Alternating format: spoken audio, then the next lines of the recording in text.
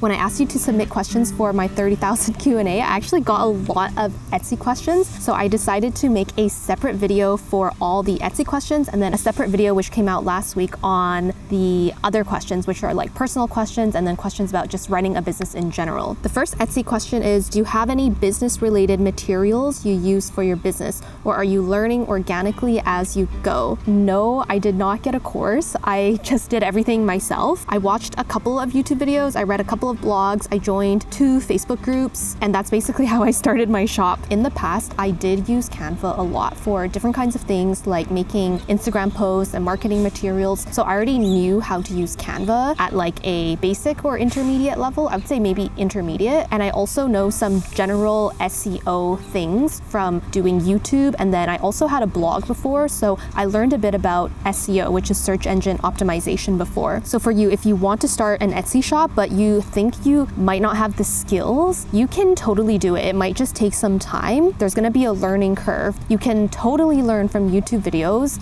Some mosquitoes. I should have sprayed mosquito spray. But also, if you really know you want to start an Etsy shop, I would say it isn't bad to invest in an Etsy course or some coaching, because it can really help you speed things up. Because when you start any kind of business, most of the time you're either going to invest a lot of time or you're going to invest a lot of money. And for me, I did both actually. So not specifically for the Etsy business, but I did invest in business coaching when I was doing my calligraphy business and my coaching business. And I also bought a YouTube course. Is your niche on Etsy a niche that already has high competition? I want to know if you actually need to pick a niche that has low competition, or even if it's high competition, would it still be possible to become successful like you and your shop? I just want to know if your niche is a high competition one, so I can get an idea that you can still become successful with it, like even if it's a high competition niche. So I would say my niche is not high competition. I'll put some screenshots of how many search results there are when I search for my keywords. And I would say even if you're trying to rank for a certain keyword and it has a lot more search results than me, you really have to take a look at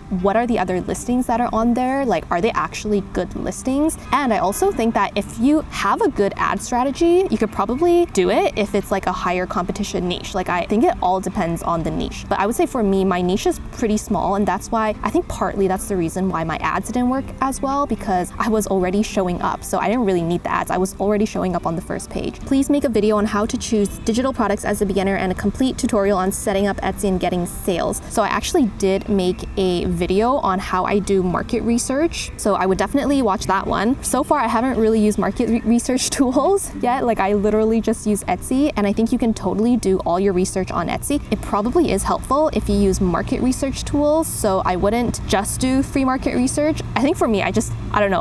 I don't know why I didn't use any, didn't think it was needed, because I had faith in my niche. I would say a good starting point is think about what subjects and topics and what niches you personally are interested, and then use that and do your market research. You're gonna be making products for this niche for a really long time. So it's super helpful if you already have some kind of an interest or you have experience in it. For example, if you learn accounting or finance in school, then maybe look at finance or budget spreadsheets, stuff like that, like finance trackers, things like that on Etsy, because you already know a lot about that topic. If you want to know the specific details on how I upload my Etsy listings, I did make a video showing you how I make the PDF for the customer and put the Canva template link in it and upload my marketing photos. So you can check that out after you watch this video. How we start Etsy with mobile phone. That's actually a great question. If you don't have a laptop, I honestly think it might be a bit hard. I don't know how you would do that. I do have Canva on my phone, and it's really, really limited. I don't think I could make the same kind of templates on my phone using Canva. I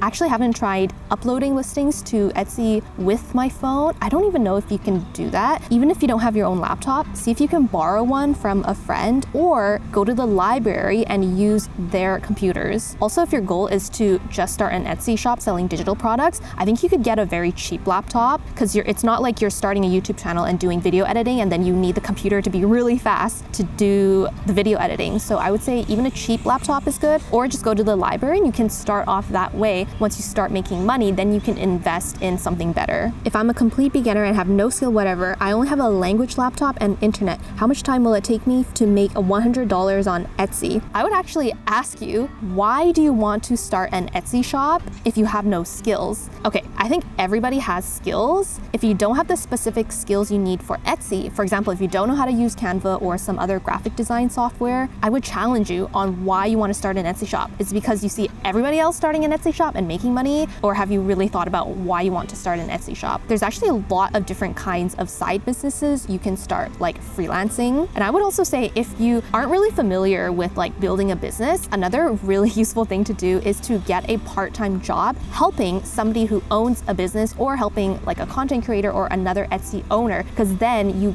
get some training along the way, and then maybe after you worked for that person for a year or maybe half a year or 2 years, then you have some skill and you have the knowledge to start something of your own. But how do you do the research and know which niche could be profitable? I'm a bit afraid to fail, but we'll start next month. And how long does making a template take you? So when I started my Etsy shop 6 months ago, I have to be honest, I didn't do that much market research because I was pretty confident in my niche. I do think your niche is probably one of the most important things when you start your Etsy shop. It could like make or break your shop. So I would spend some time if you aren't confident about your niche. And I explain way more on how I did my initial market research in my market research video, so you can watch that later. So right now I have 30 listings that I made over 6 months. I actually could have made a lot more, but I was traveling and just like did not have time to make listings. For me to make one completely new listing, it takes me 9 to 15 hours. And to make a variation on the listing, like if I'm just changing the fonts and the colors and the photos and maybe like moving things around a little bit, it takes me another 3 to 4 hours to make the new variation of the listing and to also make the marketing photos and to like post the whole thing. I'm trying to understand how selling on Etsy works. So when someone buys a digital download, you provide a link to the file and then they download it, save it, and use Canva to edit and make their own changes. When you're selling digital downloads on Etsy, you can attach 1 or 2 files. For me, I attach 1 file to the listing. So when the buyer buys a listing, they're automatically going to get access to that file. So that file is a PDF document. In the PDF document, I have a link to the Canva template. When the buyer opens the Canva template link, they can then make a copy of the template. Then they can edit that template in their own Canva, and it doesn't do anything to my template in my Canva account. If you want to learn how specifically I create that PDF document and what I include and how exactly I upload the listings to my Etsy, watch this video next.